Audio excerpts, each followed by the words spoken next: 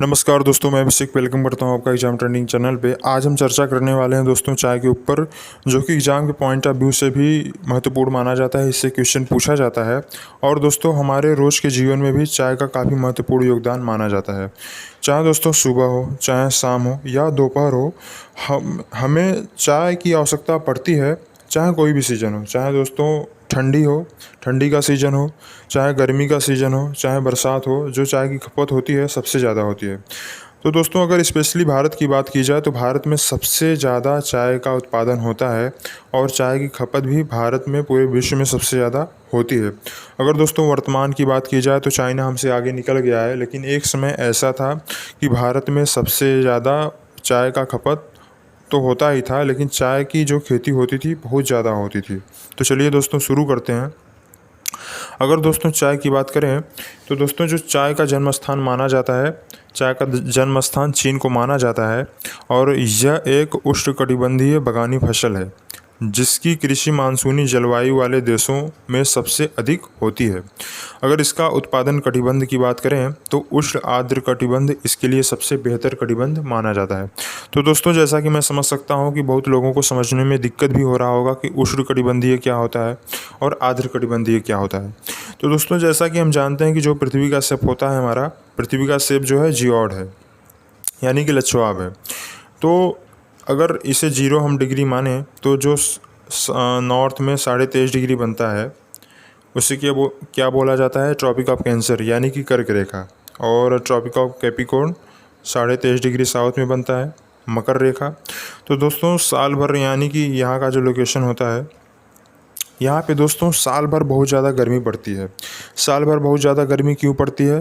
क्योंकि जो सन होता है हमारा, जो हमारा सूरज होता है, यहाँ पे दो बार ट्रॉपिका 0 डिग्री पे चमकता है। कब कब चमकता है? पहले तो 21 मार्च को चमकता है, फिर उसके बाद कब चमकता है?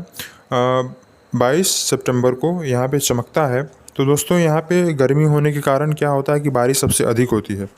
जब बारिश यहाँ पे सबसे ज़्यादा होती है तो यहाँ पे सदाबहार वन पाए जाते हैं। यहाँ पे वनस्पति की जो प्रजातियाँ हैं, माने कि बहुत ज़्यादा विभिन्न प्रकार की प्रजाति वनस्पति की पाई जाती है।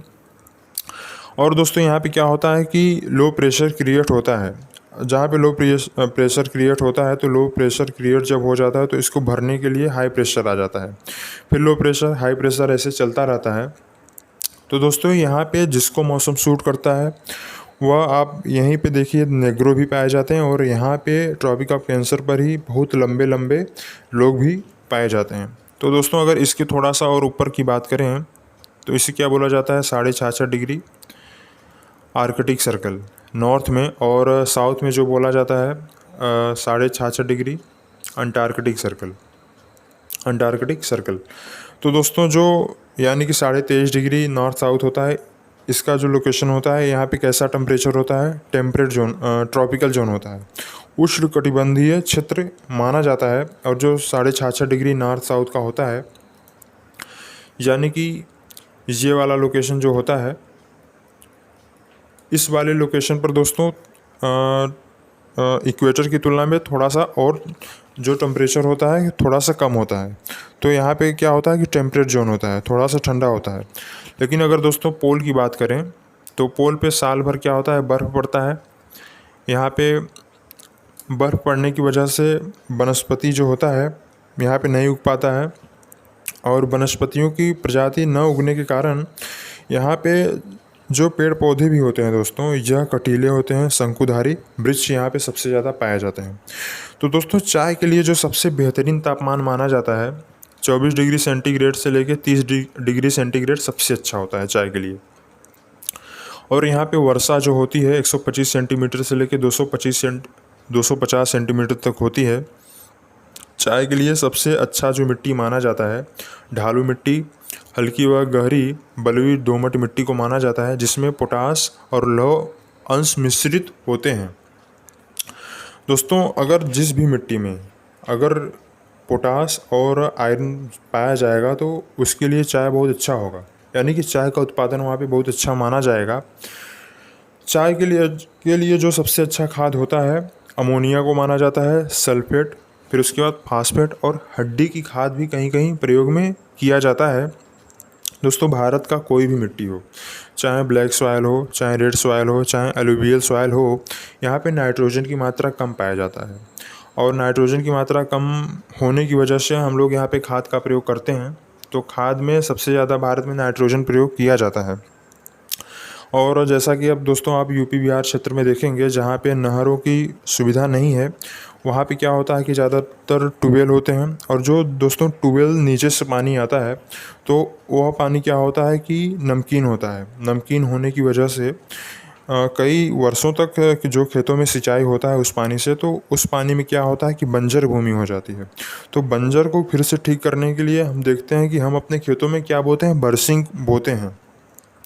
जब हम बरसिंग को बोते हैं दोस्तों, तो बरसिंग में एक खासियत होती है कि जितने भी, जैसे कि नमकीन होता है और साल्टी जो एरिया होता है, उसे क्या होता है कि दोस्तों ग्रहण कर लेता है और मिट्टी को क्या करता है कि अच्छा कर देता है, जिससे कि उसमें फसल जो होती है और अच्छा पहले जैसा होने लगता है।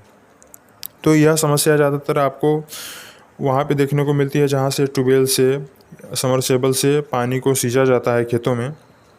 और जहाँ पे दोस्तों नहरों से पानी आता है, वहाँ पे ये सब समस्या देखने को नहीं मिलती है। तो दोस्तों अगर चाय की बात करें, भारत की बात करें चाय के मामले में, तो सबसे अच्छा देखिए असम में होता है, फिर मेघालय वाला क्षेत्र है, फिर हिमाचल प्रदेश और फिर केरल वाला क्षेत्र माना जाता है। तो चाय उत्पादन एवं उपभोग में भारत का विश्व में प्रथम स्थान माना जाता है। विश्व में भारत का प्रथम स्थान माना जाता है। भारत में चाय के उत्पादन में असम का प्रथम स्थान है। उसके बाद क्रमशः पश्चिम बंगाल, फिर उसके बाद तमिलनाडु, केरल आता है। वर्तमान समय में उत्तराखंड, हिमाचल प्रदेश के पहाड़ी क्षेत्रों में भी चाय की खेती का प्रसार हो रहा है। दोस्तों पहले क्या था कि पहाड़ी क्षेत्रों में चाय नहीं बोया जाता था, लेकिन अब पहाड़ी क्षेत्रों में भी होता है। अगर पहाड़ी क्षेत्रों की बात की जाए तो जम्मू कश्मीर से लेके हिमाचल प्रदेश, उत्तराखंड, फिर उसके बाद नेपाल, सिक्किम, भूटान, अरुणाचल प्रदेश, फिर यहाँ पे नागालैंड, मणिपुर, मिजोरम माना जाता है। यहीं पे दोस्तों ट्रांस हिमालय, हिमालय और पूर्वांचल की पहाड़ियाँ पाई जाती हैं, जो कि एग्जाम के पॉइंट ऑफ व्यू से काफ़ी महत्वपूर्ण भी मानी जाती हैं। अगर दोस्तों प्रमुख देश की बात की जाए, तो चाय के लिए जो सबसे प्रमुख देश माना जाता है, चीन में कौन सा स्थान है? चीन में जो सबसे अच्छा स्थान माना जाता है, यांगटीसी की निचली घाटी में चाय बहुत अच्छा होता है। फिर उसके बाद जेचुआन बेसिन माना जाता है। फिर उसके बाद सियांग घाटी को भी चाय के लिए सबसे अच्छा माना जाता है। भारत में बात की जाए तो भारत में सबसे ज़्यादा चाय असम में होता है, फिर उसके बाद पश्चिम बंगाल में पैदा होता है, फिर उसके बाद तमिलनाडु और केरल में होता है। अगर कीनिया यानी कि केन्या की बात की जाए, तो केन्या में जो सबसे अच्छा स्थान माना जाता है, करीचो और लिमुरू क्षेत्र चाय के लिए सबसे बेहतरीन माना जाता है। फिर उसके बाद चौथे स्थान पर आता है श्रीलंका। श्रीलंका के मध्य दक्षिणी पठारी भाग में कैंडी स्थान है, वहाँ पे चाय बहुत अच्छा पैदा होता है। तो दोस्तों चाय का सबसे बड़ा निर्यातक देश अब चीन है, दूसरा सबसे बड़ा निर्यातक देश भारत है। तो दोस्तों वर्तमान समय में निर्यातक देश तो चीन है, लेकिन पहले क्या हुआ करता था कि पहले भारत हुआ करता था, लेकिन जैसे जैसे समय बीता उस हिसाब से क्या हुआ कि चीन प्रथम स्थान पे आ गया, दूसरे स्थान पे अब भारत आ गया है। लेकिन भारत में दोस्तों सबसे ज़्यादा चाय का खपत होता है। तो दोस्तों आज का हमारा यह जो चाय का टॉपिक है समाप्त होता है। अगर आपको वीडियो अच्छा लगता है दोस्तों, वीडियो को लाइक करिए और अपने दोस्तों को भी शेयर करिए और सब्सक्राइब करिए। अगर वीडियो में कोई भी गलती है तो आप कमेंट बॉक्स में बता सकते हैं कि क्या गलती है, और मैं उस गलती को सुधारने की कोशिश करूँगा। तो थैंक यू दोस्तों, जय हिंद।